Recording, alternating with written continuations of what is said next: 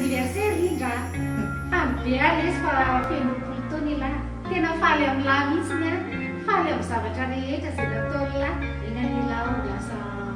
tena lehilahy lehibe tarika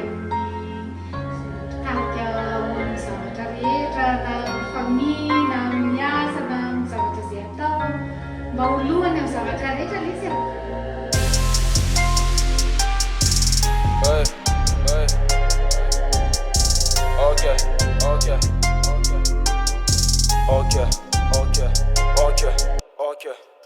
raha laiko aniadoko isakora sendra lasa tiako elana indraindray tsy mampiseho izany a sarotra amin'ny fiainan'elazandry fefakopia na miatsika indraindray frera tena foana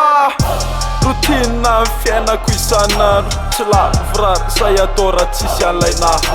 isan'andro mandoalika mangata-pamonjeny mpanota ho arekeko tsy manaiky ela de jiaiko flow manaraka mionjany melodie manafisafo izy indraindray rehefa dur izy de dur sarotra amiko ny atokony isambatan'olombelona mialatsinainy manendaka tonga lahady afenina Yesaka manu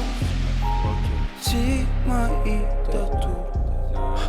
Yesaka mamindra inindray ilay mpanakoro travy mafy miezaka ela ramba te ho lasa miafy ela hoineny tamikora te ho tafy mipotra ela mipotra ela izay no atao an-tsainy sanatry noreraka na hoe alamaina nefindraindray ny ekipako tsy matoky izy vitako fa miezaka trano profoko izy fa jeso raha mieritreritra nio afaka matahotra misy olafaka tsy androzy mihitsy rambola sendra nitikizo sakana tsy ataoko midomina fizana inanako vitamine olana mizy fa everyday I dream big I do bigger, think bigger, eat bigger, start smaller voto mitenir ale quartier mipeza gauche à droite jinjo avenir tsy tiako simba inapetasa manana ny valeur akoa te za tsy te ho namany satria ny reniko nahita fa miratra ny taranany vavaka tsy anamy raha tsy arahanasa za mino ny karma za mino fivadika ny rasa tsika tsisy niova vela mihitsy no afa afa izy fanantenana ny olona rehefa iny elan-tafa Yesaka manu